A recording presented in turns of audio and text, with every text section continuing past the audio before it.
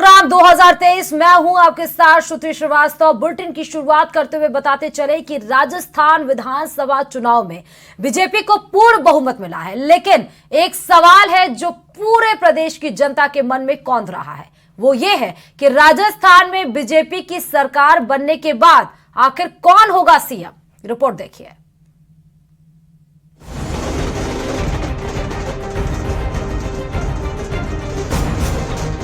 राजस्थान की जनता ने बड़ी उम्मीदों के साथ बीजेपी को सत्ता सौंपी है। अब बीजेपी के सामने भी लोगों की उम्मीदों का पहाड़ है। विपक्ष में रहते हुए गरीब, किसान, महिला और युवाओं के मुद्दे पर हमलावर बीजेपी को न सिर्फ उनकी समस्याओं का समाधान करना होगा, बल्कि लोगों को यह एहसास भी कराना होगा कि कांग्रेस के मॉडल से कहीं बेहतर बीजेपी डिलीवर करने वाली पार्टी है। राजस्थान में बीजेपी ने ऐतिहासिक जीत हासिल की है। प्रदेश में राज बदल गया। सीएम अशोक गहलोत ने राज्यपाल को इस्तीफा दे दिया और जल्द ही बीजेपी के विधायक दल की बैठक होगी। लेकिन सबसे बड़ा सवाल है कि विधायक दल का नेता कौन चुना जाएगा, प्रदेश के सिंहासन पर कौन विराजमान होगा और किसका राज तिलक होगा, क्योंकि बीजेपी ने प्रदेश का चुनाव बिना मुख्यमंत्री पद के चेहरे पर लड़ा था और बीजेपी इसे अपनी जीत का एक फैक्टर भी मान रही है और अब दिल्ली में इसको लेकर हलचल भी तेज हो गई है। एक तरफ दिल्ली बीजेपी कार्यालय पर जश्न का माहौल है, तो वहीं पीएम मोदी, अमित शाह, जेपी नड्डा इसको लेकर रणनीति बनाने में भी जुटे हैं। इन सब के बीच प्रदेश की राजनीति में कुछ नाम सबसे ज्यादा चर्चा में हैं। वो है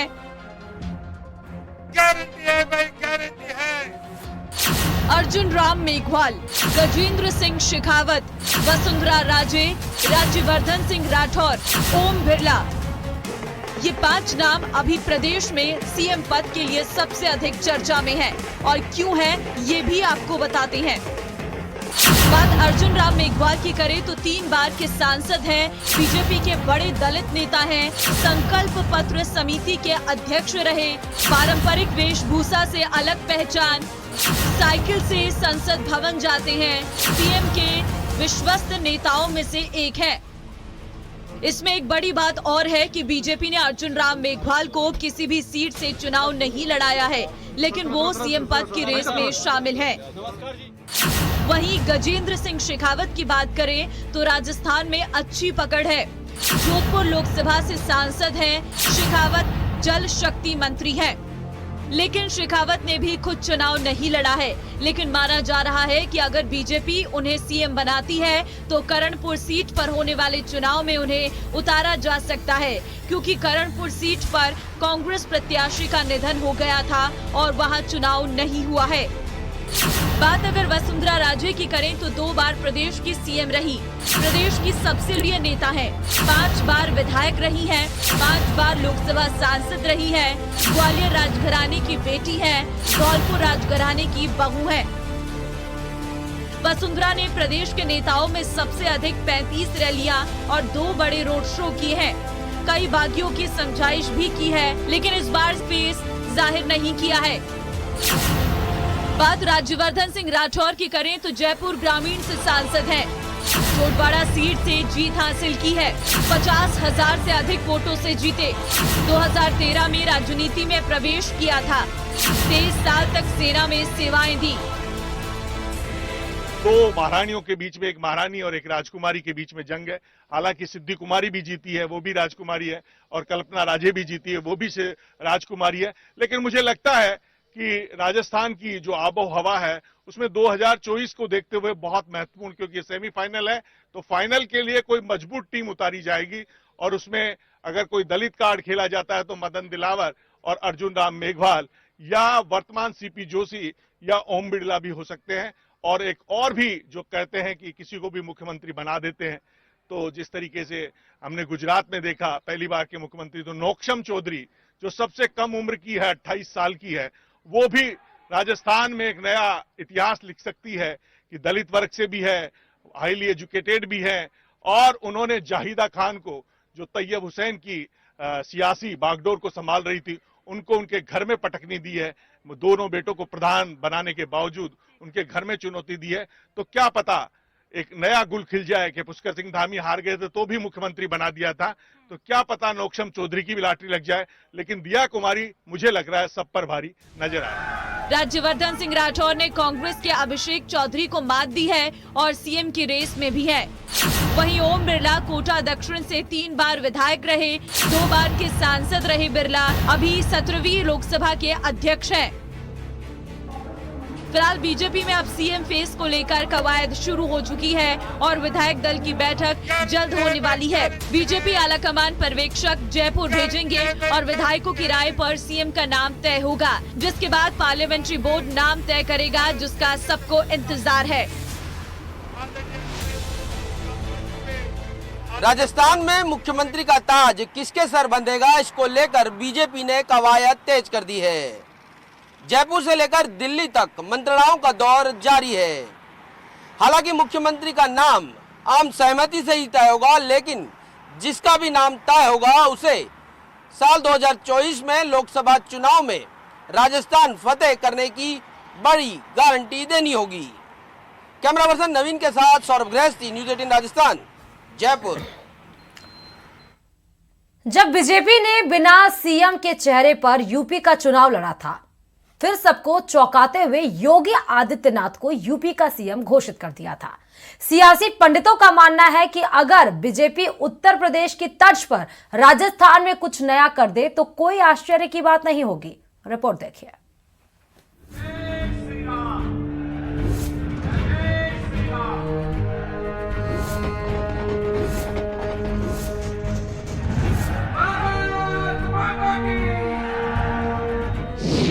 क्या जनता तय करेगी सीएम का नाम?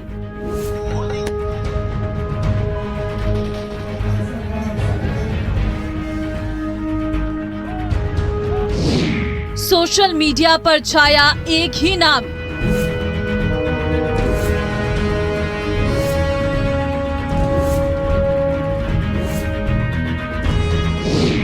योगी और बुलडोजर वाला काम। यूपी में बहार, राजस्थान का क्या हाल है?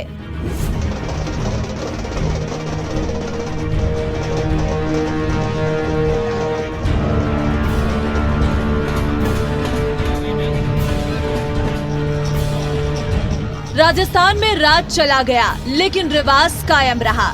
राज्य में अशोक गहलोत का जादू छूमंतर हो गया और बीजेपी ने राजस्थान में सत्ता का सिंहासन छीन लिया। प्रदेश में बीजेपी ने किसी को भी सीएम चेहरा नहीं बनाया है। इसका मतलब ये कि अब सीएम चेहरे को लेकर पार्टी में मंथर का दौर चल रहा है। लेकिन सीएम बनेगा कौन, ये सबसे बड़ा सवाल है और इसको लेकर सोशल मीडिया पर एक नाम तेजी से चल रहा है और वो है तिजारा से जीत कर आए बाबा बालकनाथ का। देश में सबसे बड़ी पावर किसी के पास है तो वो है जनता के पास, और जनता अपनी पावर का इस्तेमाल करती है सोशल मीडिया से। और इस वक्त राजस्थान की जनता अपने आका का नाम तय करना चाहती है, क्योंकि सोशल मीडिया पर राजस्थान के सीएम के नाम को लेकर सबसे अधिक चर्चाएं चल रही हैं। इसमें एक नाम है बाबा बालकनाथ का। पूरा सोशल मीडिया बाबा बालकनाथ को सीएम बनाने के लिए भरा पड़ा है। लाखों पोस्ट की गई हैं और बस एक ही आवाज है, यूपी में योगी तो राजस्थान में भी योगी, यानी बुलडोजर बाबा। सोशल मीडिया पर बाबा बालकनाथ के पुराने भाषण भी पोस्ट किए जा रही हैं। जब उन्होंने कहा था कि राजस्थान में बुलडोजर चलेगा और आतंकी प्रदेश को छोड़कर भाग जाएंगे। सेवा करेंगे, अंतरात्मा से करेंगे और जी भर के करेंगे। महाराज ये बुलडोजर का जो भाषण था वो पीछे देखिए, बुलडोजर का तो एक तरह से ये तो एक अपराधियों में भय है। अब बुलडोजर के माध्यम से अपराधियों में भय स्थापित करना है और वो रहेगा भी। और जो लोग अब तिजारा की अपराध की गतिविधियों से जुड़े हैं, कोई स्थान नहीं। तिजारा में अमन समृद्धि का वातावरण रहेगा, सबको सुरक्षा मिलेगी, सबको न्याय मिलेगा, बहुत अच्छे से विकास और प्रशासनिक व्यवस्थाएं आगे बढ़ेगी। यही बयान इस वक्त सबसे अधिक सोशल मीडिया पर छाया हुआ है और जनता यूपी की तरह राजस्थान में भी बुलडोजर का राज चाहती है। इतना ही नहीं, बाबा बालकनाथ को जिताने के लिए यूपी के सीएम योगी आदित्यनाथ ने कमान संभाल रखी थी और 2 बार तिजारा आकर बाबा बालकनाथ के लिए हुंकार भरी थी। इसके साथ ही उन्हें राजस्थान के भावी मुख्यमंत्री के रूप में भी प्रोजेक्ट किया गया था। गहलोत जी, आप जिस तरीके से तुष्टीकरण की पराकाष्ठा में पहुंच चुके हैं, अब आपकी उम्र इसको गवाही नहीं देती है। अब आपको आराम करना चाहिए और परिवर्तन का वाहक बनने में भारतीय जनता पार्टी में सहयोग कर देना चाहिए। राजनीतिक गलियारों में भी चर्चाएं उठ रही हैं कि क्या राजस्थान का महाराज बाबा बालकनाथ को बनाया जाएगा। इस बात का फैसला तो बीजेपी का नेतृत्व करेगा, लेकिन इस बात पर खुद बाबा बालकनाथ मौन धारण किए हुए हैं। जिस प्रकार आपने तिजारा से टिकट पाकर सबको आश्चर्यचकित किया था, क्या सीएम के रूप में भी ऐसा कुछ भैया कुछ नहीं है, ऐसा कुछ नहीं है। केवल और केवल हमारा ध्यान, हमारा केंद्र हमारी तिजारा की भूमि है और बाबा मोहनदास की कृपा से और हमारे बालाजी महाराज की कृपा से और हमारे जैन मंदिर की कृपा से, संदा प्रभु की कृपा से, सबके आशीर्वाद से तिजारा की जनता का विकास और तिजारा की जनता का सम्मान। बाबा बालकनाथ आखिर कौन है? आपको बता दें कि नाथ संप्रदाय की रोहतक पीठ के महंत हैं। गुरु के निधन के बाद बालकनाथ महंत बने। अलवर लोकसभा से सांसद हैं बालकनाथ। बीजेपी के फायर ब्रांड नेताओं में शामिल हैं। तिजारा सीट से चुनाव जीत कर आई हैं। बीजेपी ने बाबा बालकनाथ समेत 5 धर्मगुरुओं को इस बार चुनाव मैदान में उतारा था। 5 जीते, लेकिन सबसे अधिक हॉट सीट तिजारा की रही। अब कहा जा रहा है कि अगर बीजेपी आलाकमान ने इस नीति का लोकसभा चुनाव में भी विस्तार करने का फैसला किया तो बाबा बालकनाथ मुख्यमंत्री के रूप में चौंकाने वाला नाम हो सकता है। Bureau report, news 18 Rajasthan. और प्रदेश की जनता ने कांग्रेस को नकार दिया और बीजेपी को अपनाते हुए भारी बहुमत से सत्ता के शिखर पर पहुंचा दिया। बीजेपी को साफ बहुमत मिल चुका है, लेकिन कुछ सीटें ऐसी रही जहां बीजेपी और कांग्रेस के बीच या तो बराबरी रही या फिर कहीं कांग्रेस तो कहीं बीजेपी एक दूसरे पर भारी पड़ी। ये रिपोर्ट देखिए।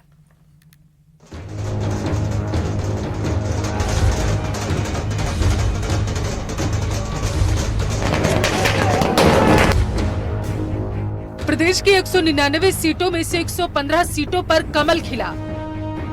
बीजेपी को साफ बहुमत मिल चुका है, लेकिन कुछ सीटें ऐसी थीं जहां बीजेपी ने कांग्रेस का सुपड़ा साफ किया। लेकिन कई सीटों पर दोनों के बीच कांटे की टक्कर रही। शुरुआत करते हैं राजसमंद जिले से, जहां 2013 का इतिहास दोहराते हुए जिले की 4 सीटों पर कांग्रेस को चारों खाने चित कर दिया। राजसमंद में बीजेपी की दीप्ति महेश्वरी ने कांग्रेस के नारायण सिंह भाटी को सबसे ज्यादा 31,962 वोटों से पराजित किया। भीम में बीजेपी के हरि सिंह रावत चौथी बार विधायक बने। उन्होंने कांग्रेस के सुदर्शन सिंह रावत को 31,768 वोटों से हराया। कुंभलगढ़ में बीजेपी के सुरेंद्र सिंह राठौड़ ने जीत का रिकॉर्ड बनाया है और वो 5वीं बार विधायक बने। उन्होंने कांग्रेस के योगेंद्र सिंह परमार को 22,060 वोटों से पराजित किया। राजसमंद जिले के बाद चित्तौड़गढ़ जिले में कांग्रेस का सुपड़ा साफ हो गया। यहाँ की 4 विधानसभा सीटों पर बीजेपी और 1 सीट पर निर्दलीय उम्मीदवार ने कब्जा जमाया। यहाँ कांग्रेस को करारी हार मिली। दौसा जिले में भी बीजेपी का प्रदर्शन अच्छा रहा। यहाँ की 4 सीटों पर बीजेपी ने जीत दर्ज की, जबकि 1 सीट कांग्रेस के खाते में गई। यहाँ महुआ से राजेंद्र, लालसोट से रामविलास, बांदीकुई से भागचंद और सिकराय से विक्रम जीते। खास बात यह है कि बीजेपी के जीते हुए चारों नवनिर्वाचित विधायक पहली बार जीते। वही कांग्रेस की लाज बचाने वाले मुरारी लाल मीणा चौथी बार विधायक बन चुके। ऐसा नहीं है कि हर जगह कांग्रेस पर बीजेपी भारी पड़ी, ऐसी सीटें भी हैं जहां कांग्रेस बीजेपी पर भारी रही है। यहाँ की 3 सीट पर कांग्रेस और 1 सीट पर बीएसपी ने जीत हासिल की है। राजाखेड़ा से रोहित बोहरा और धौलपुर से शोभा रानी कुशवाहा ने लगातार तीसरी बार जीत हासिल की। बसेड़ी से कांग्रेस के संजय कुमार जाटव पर लोगों ने पहली बार विश्वास जताया, जबकि बाड़ी सीट पर बीएसपी के जसवंत सिंह गुर्जर जीते हैं। झुंझुनू में भी कांग्रेस ने अच्छा प्रदर्शन किया। यहाँ कांग्रेस बीजेपी पर भारी दिखाई दी। कांग्रेस ने यहाँ 5 सीटें जीती, जबकि बीजेपी को 2 सीटों पर ही संतोष करना पड़ा। इस बार चुनाव में नवलगढ़ में सबसे बड़ा उलटफेर हुआ। यहाँ पहली बार कमल खिला है। खेतड़ी में भी 20 साल बाद भाजपा जीती। भाजपा ने यह सीट कांग्रेस से जीती।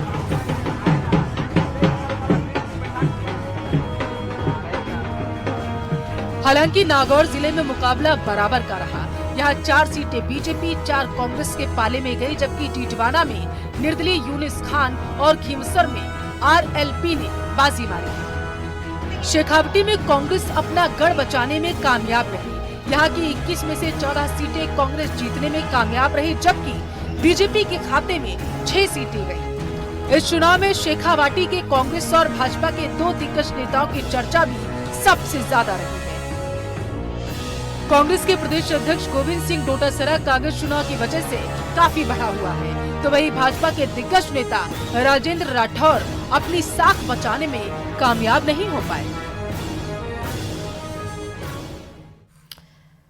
और राजस्थान में बीजेपी की प्रचंड जीत में कई नेताओं की अहम भूमिका रही है। सही रणनीति, कुशल नेतृत्व और टिकटों का वितरण भी सही तरीके से किया गया। इन सब के पीछे बीजेपी के नए चाणक्य का हाथ था। आज हम आपको उसी के बारे में बताएंगे जिसकी चर्चा बहुत अहम हो चली है, और अपनी इस रिपोर्ट में बताएंगे कि कैसे इस चाणक्य ने चुनाव की पूरी बाजी ही पलट दी। देखिए हमारी खास रिपोर्ट।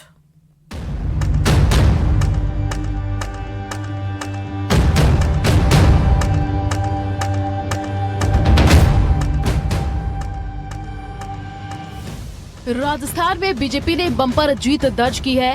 राजस्थान को भगवा करने में कई नेताओं ने अपना पसीना बहाया है, लेकिन इन सब के बीच एक चेहरा ऐसा भी था जिसने पर्दे के पीछे से पूरी रणनीति तैयार की और राजस्थान को बीजेपी की झोली में डाल दिया।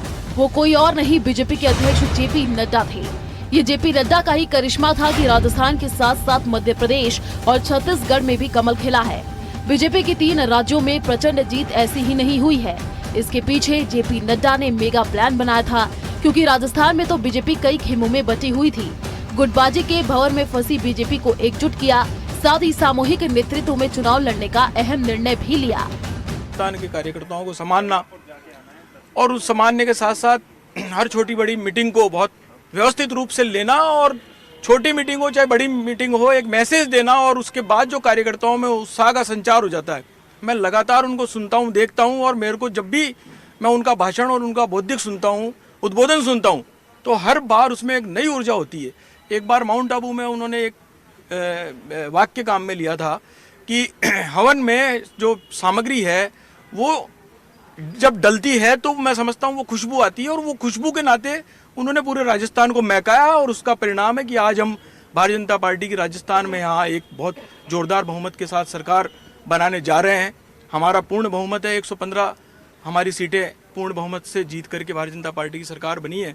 मैं समझता हूँ ऐसे योग्य राष्ट्रीय अध्यक्ष जी के नेतृत्व में हमको राजस्थान में एक जोरदार बढ़त मिली है। राष्ट्रीय अध्यक्ष जी से लेकर बूथ का अध्यक्ष तक हम सभी एक दूसरे को समान रूप से इज्जत देते हैं, सम्मान देते हैं और अधिकार देते हैं, और यही एक वजह है कि जहाँ हमारे राष्ट्रीय अध्यक्ष जी कह देते हैं वहीं सब लोग एकजुट हो जाते हैं। जहाँ प्रदेश अध्यक्ष जी कह देते हैं वहाँ पे प्रदेश एकजुट हो जाता है, और यही सबसे बड़ा कारण है हमारी जीत का भी, जहाँ सभी लोगों ने, राजस्थान की जनता ने मोदी जी की गारंटी पर विश्वास किया और राजस्थान में कांग्रेस को सत्ता से बाहर किया। नड्डा जी ने निश्चित रूप से बहुत अच्छे से मोटिवेट किया राजस्थान के सभी कार्यकर्ताओं को। भारतीय जनता पार्टी को प्रदेश अध्यक्ष जी के मार्फत, प्रदेश अध्यक्ष जी के साथ में मिलकर, पूरे संगठन के साथ में मिलकर मोटिवेशन के हमारी प्रक्रिया, जो सतत प्रक्रिया वो चलती रहती है, और उसके अंदर एक ही बात है कि हमें हमारे जो भी अधिकारी हैं, जो भी संगठन के मुख्य पदाधिकारी, उनकी बात को मानते हुए आगे काम कर रहे हैं। जेपी नड्डा के काम करने का तरीका सबसे अलग भी है। जेपी नड्डा ने प्रदेश बीजेपी नेताओं पर ज्यादा भरोसा करने की बजाय अपने कार्यकर्ताओं पर विश्वास किया। नड्डा ने कार्यकर्ताओं को सकारात्मक सोच, कमल के फूल को चेहरा, मोदी सरकार के काम, बूथ मैनेजमेंट के जरिए जीत का मंत्र दिया।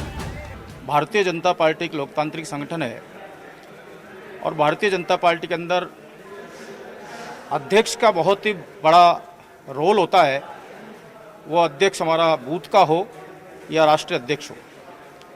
और जब से जेपी नड्डा जी ने भारतीय जनता पार्टी के राष्ट्रीय अध्यक्ष के रूप में कमान संभाली है, पूरे भारतवर्ष के अंदर ही नहीं, पूरे विश्व भर के अंदर भारतीय जनता पार्टी की सदस्यता का बहुत बड़ा आंकड़ा बढ़ा है और भारतीय जनता पार्टी का संगठन बूथ स्तर पर बहुत मजबूत हुआ है।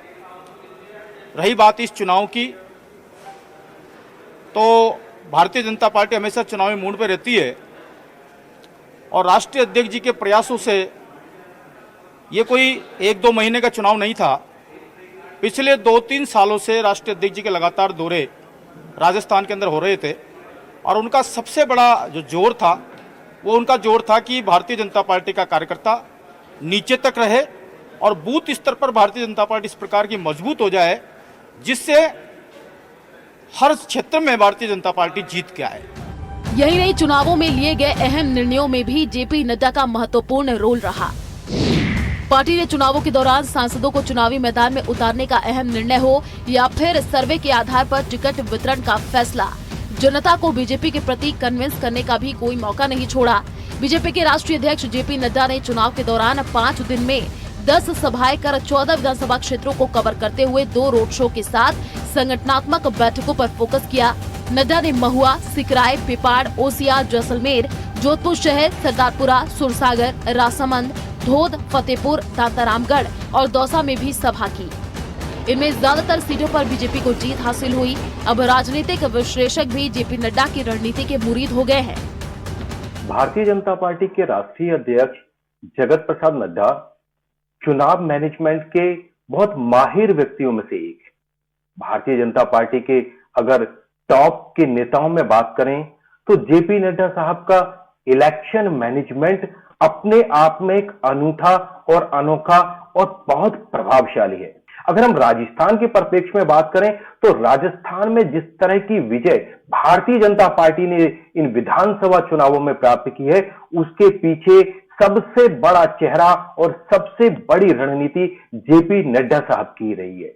जेपी नड्डा साहब बूथ मैनेजमेंट के लिए खास तौर पर जाने जाते हैं। पार्टी के लिए माइक्रो मैनेजमेंट में माहिर जेपी नड्डा साहब की मेहनत का ही परिणाम है कि भारतीय जनता पार्टी ने इतने बड़ी विजय राजस्थान के अंदर प्राप्त की है। किसी दल का मुखिया कैसे पार्टी को अपना परिवार मानकर आगे बढ़ाता है, इसका बेहतरीन उदाहरण जेपी नड्डा ने दिया है। 3 राज्यों के चुनावी नतीजों ने जेपी नड्डा की नेतृत्व क्षमता को साबित किया है। एक दूरदर्शी नेता और सख्त निर्णय लेने वाले नड्डा का सियासी कद और ज्यादा मजबूत हो गया है। सौरभ गृहस्थी, न्यूज़ 18, राजस्थान। और इस बीच जयपुर से बड़ी खबर आपको बताते चलें कि बीजेपी में सीएम फेस को लेकर अब कवायद तेज हो चुकी है। जयपुर से लेकर दिल्ली तक मंत्रणाओं का दौर जारी है। कल या परसों बुलाई जा सकती है विधायक दल की बैठक। सीपी जोशी आज मंत्रणाओं में व्यस्त रहेंगे। पार्टी नेताओं और नवनिर्वाचित विधायकों से चर्चा भी संभव है।